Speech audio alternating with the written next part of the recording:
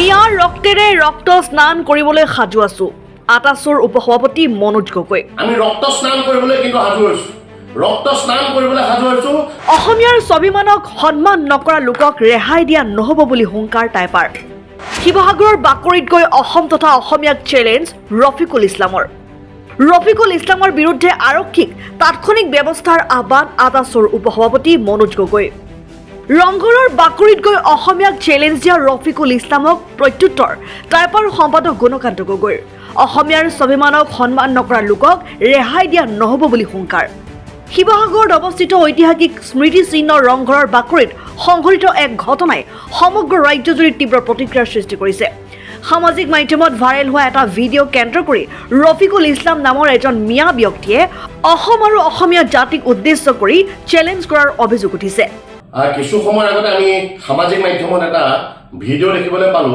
ৰফিকুল ইছলাম নামৰ এটা মিয়াই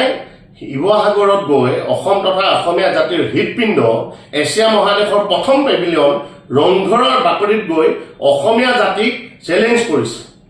এই যি গেলা পুখুৰীৰ পুনি মিয়া এই ৰফিকুল ইছলাম চালা হাৰামজাদা তোক ক'ব বিচাৰিছো সাহস আছে যদি সন্মুখত আহিবি পলাই চুৰকৈ তেনেকৈ টুৰিষ্টৰ দৰে গৈ ৰংঘৰক পিছফালে লৈ আমাক ভাবুকি দিবি আৰু আমি হাবতি বহি থাকিম এই কথা কেতিয়াও হ'ব নোৱাৰে মনত ৰাখিবি এই ৰংঘৰৰ বাকৰিতে আমি 17 বাৰকে মোগলক পৰাস্ত কৰাৰ পিছত আমি তাত আনন্দ উল্লাস কৰিছিলো আৰু তই তাত গৈ আমাৰ হৃদপিণ্ডত গৈ তই আক্ৰমণ কৰিবি কামোৰ বহাবলৈ চেষ্টা কৰিবি তোক আমি ক্ষমা কৰি দিম এয়া কেতিয়াও হ'ব নোৱাৰে অসমৰ মাননীয় মুখ্যমন্ত্ৰী ডাঙৰীয়াক আমি আহ্বান জনাইছো অসমৰ পুলিচক আমি আহ্বান জনাইছো ডিএছপি ডাঙৰীয়াক আহ্বান জনাইছো এই যি ৰফিকুল ইছলাম নামৰ এইটো যিটো হাৰামজাদা এইটো গেলা পুখুৰীৰ যিটো পুনি এইটো অতি শীঘ্ৰে কৰায়ত্ব কৰক দেহত তেজৰ পিৰপিৰণি উঠিছে আমি ৰক্ত স্নান কৰিবলৈ কিন্তু সাজু হৈছো আমি হেনদাঙক ৰক্ত স্নান কৰাবলৈ আমি সাজু হৈছো তহঁতৰ দৰে মিয়াবিলাকৰ কাৰণে আজি আমাৰ মাজত সম্প্ৰীতি নাইকিয়া হৈছে কোনোবাই তহঁতক বুকুত আপোন কৰি ল'ব আৰু কাৰোবাৰ স্বত্বচায়ত তহঁতি এইদৰে আমাক ভাবুকি দিবি আমি হাত সাৱটি বহি থাকিম ই হ'ব নোৱাৰে মই এতিয়া বাহিৰত আছো কাৰণে এই কথাখিনি মই মিডিয়াৰ জৰিয়তে কথাখিনি অসমৰ ৰাইজলৈ আহ্বান জনাইছো অসমৰ ৰাইজে বুজি উঠক বিশেষকৈ উজনিৰ ৰাইজে এতিয়া গৈ উজনিৰ আমাৰ হৃদপিণ্ড শিৱসাগৰৰ ৰংঘৰত গৈ ভাবুকি দিব পৰা হ'ল নামনি শেষ মধ্য অসম শেষ এতিয়া উজনি অসমৰ হৃদপিণ্ডত গৈ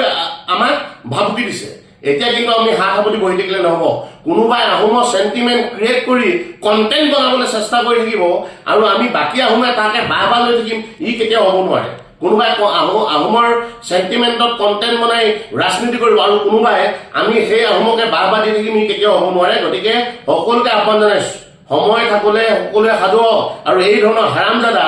মিয়াবিলাকক সকলোৱে চিনি থওক আৰু ইয়াক কৈছো যদি সাহস আছে সন্মুখলৈ আহিবি সন্মুখত ভাবুকি দিবলৈ আহিবি তেতিয়া দেখুৱাম আমাৰ হেনদাঙে ৰক্ত স্নান কেনেকৈ কৰে চাওক আমি কিছুদিনৰ পৰাই সামাজিক মাধ্যমত টাই আহোম জনগোষ্ঠীৰ লোকসকলক লৈ পিনে বিভিন্ন লোকৰ বিভিন্ন মত আমি দেখা পাই আছোঁ বিশেষকৈ এটা সম্প্ৰদায় বিশেষকৈ আমাৰ আহোম জনগোষ্ঠীৰ লোকসকলক লৈ পিনে বাৰে বাৰে কটু মন্তব্য কৰি থকা আমি দেখা পাইছোঁ আমি আপোনালোকৰ সংবাদ মাধ্যমৰ জৰিয়তে আমি এটা কথা ক'ব বিচাৰোঁ যে আমি টাই আহোম লোকসকল শান্তিপ্ৰিয় লোক হয় আমি শান্তিত থাকিব বিচাৰোঁ আৰু আমি ভাৰতবৰ্ষৰ যি সংবিধান আছে ভাৰতবৰ্ষৰ এই সংবিধানক আমি সন্মান কৰোঁ আৰু এই ভাৰতবৰ্ষৰ সংবিধানক সন্মান কৰি আমি শান্তিত থকাটো বিচাৰোঁ কিন্তু যদি কোনোবাই ভাবিছে যে বাৰম্বাৰ আমাৰ টাই আহোম লোকসকলক তুচ্ছ তাচ্ছিল্য কৰি থাকিব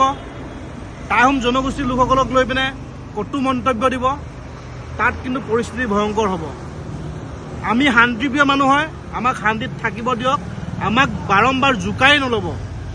আমাক যদি জোকাৰি লোৱা হয় নহয় মনত পেলাই দিছোঁ আমি মোগলক 17 বাৰকৈ আমি দমন কৰিছিলোঁ কিন্তু কচু কটা দিছিলোঁ শৰাইঘাটৰ ৰণত পুনৰবাৰ মনত পেলাই দিছোঁ আৰু যদি মনত পৰা নাই সুধি ল'ব এই আপোনালোকৰ বিধায়ক আমিনুল ইছলাম তেওঁক সুধি ল'ব আমি কি ব্যৱস্থা কৰিছিলোঁ কথা স্পষ্ট দুজনমান ব্যক্তি দেখা পাইছোঁ সামাজিক মাধ্যমত এজন কিবা নামটো আলি বুলি আছিলে মিয়া সম্ভৱতঃ অবৈধ নাগৰিক হ'ব পাৰে আহোম জনগোষ্ঠীৰ লোকসকলক ৰাস্তাত পিটিম বুলি ক'ব, পিঠি বহল কৰিম বুলি ক'ব, কথা ভয়ংকৰ হ'ব। ঠিক তেনেদৰে দেখা পাইছিলোঁ এটা যুৱকক, সিও সম্ভৱতঃ অবৈধ বাংলাদেশী হ'ব, মিয়া হ'ব পাৰে। সি আমাৰ ছোৱালীক বেয়া ব্যৱহাৰ কৰিম বুলি ৰাজহুৱাকৈ ক'ব। আমি কিন্তু শান্তিত নাথাকোঁ, কিন্তু কথা স্পষ্ট। আৰু আজি দেখা পালোঁ পুনৰবাৰ ৰংঘৰৰ মাজৰ পৰা ৰংঘৰত সোমাবলৈ গৈ পিনে আমাক চেলেঞ্জ দিবলৈ আহিছে। যদি কিবা কথা ক'বলৈ আছিলে বাহিৰৰ পৰা কিয় কোৱা নাছিলে? ৰংঘৰৰ ভিতৰৰ পৰা আমাক চেলেঞ্জ দিবলৈ বৰ বেছি মানে চেলেঞ্জ দিবলৈ যি সাহস কৰিছে, ইয়াক কিন্তু আমি প্ৰত্যুত্তৰ দিম। কিন্তু কথা স্পষ্ট, আমি ইতিমধ্যে কৈ দিছোঁ, এই যিজনে ৰংঘৰৰ পৰা, যিজন ব্যক্তিয়ে ৰংঘৰৰ পৰা ভিডিঅ' কৰি সামাজিক মাধ্যমত প্ৰচাৰ কৰিছে, সেই ব্যক্তিজনক আমি ইতিমধ্যে বিচাৰ কৰা আমি আৰম্ভ কৰি দিছোঁ। আৰু এটা কথা আমি একদম স্পষ্টভাৱে জনাব বিচাৰোঁ, এই অবৈধ নাগৰিকসকলক আপোনালোকে আমাক জোকাই নল'ব। আমি একদম যেতিয়া কথা পৰিস্থিতি ভয়ংকৰ হ'ব, প্ৰত্যুত্তৰ দিবলৈ কিন্তু আমি সাজু আছোঁ। কিন্তু প্ৰতিজন টাই আহোম যুৱক, প্ৰতিজন অসমীয়া যুৱক কিন্তু আজি সাজু আছে তেওঁলোকে কৰা এই কৰ্মবোৰৰ বাবে প্ৰত্যুত্তৰ দিবৰ বাবে। কিন্তু আৰু প্ৰয়োজন হ'লে আমি ৰাস্তাত ৰাজহুৱাভাৱে কাণত ধৰাই উদ্ভৱ কৰাম আমি এতিয়া। আৰু এনেকুৱা যদি উদ্ভণ্ডালি কৰি থাকে, আমি উজনি অসমত পুনৰ মিয়া হাতা অভিযান আমি ল'বলৈ বাধ্য হ'ম। কিন্তু আৰু এটা কথা, আমি অসমৰ যিজন গৃহ বিভাগৰ দায়িত্বত আছে মুখ্যমন্ত্ৰী ডাঙৰীয়াক, লগতে DGP আৰক্ষী প্ৰশাসনৰ প্ৰধান DGP ডাঙৰীয়াৰ প্ৰতি আমি আহ্বান জনাইছোঁ যে ৰংঘৰৰ ভিতৰত সোমাই কেনেদৰে ভিডিঅ' কৰি সামাজিক মাধ্যমত দুটা জনগোষ্ঠীৰ মাজত সংঘৰ্ষ লগাবলৈ প্ৰয়াস কৰা হৈছে। এই লোকজনক অতি শীঘ্ৰে কৰায়ত্ব কৰি দি বিহিত ব্যৱস্থা দিয়ক, নহ'লে কিন্তু উজনি অসম কিন্তু আমি যিসকল উজনি অসমত মিয়া আছে, সেই মিয়াসকলৰ ওপৰত কিন্তু পুনৰ কিন্তু আমি বিহিত ব্যৱস্থা ল'বলৈ বাধ্য হ'ম। কাৰণ তেওঁলোকে বাৰম্বাৰ আমাক কিন্তু তেওঁলোকে চেলেঞ্জ দি আছে। কিন্তু এই চেলেঞ্জ কিন্তু আমি একচেপ্ট কৰিম। কিন্তু কথা স্পষ্ট, পুনৰবাৰ কৈছোঁ, সাৱধান কৰি দিছোঁ। কিন্তু আৰু ভৱিষ্যতৰ দিনত ইয়াৰ বিহিত ব্যৱস্থা লোৱা হ'ব। কিন্তু ধন্যবাদ। জয় Assam. News Desk report and 24 Assam.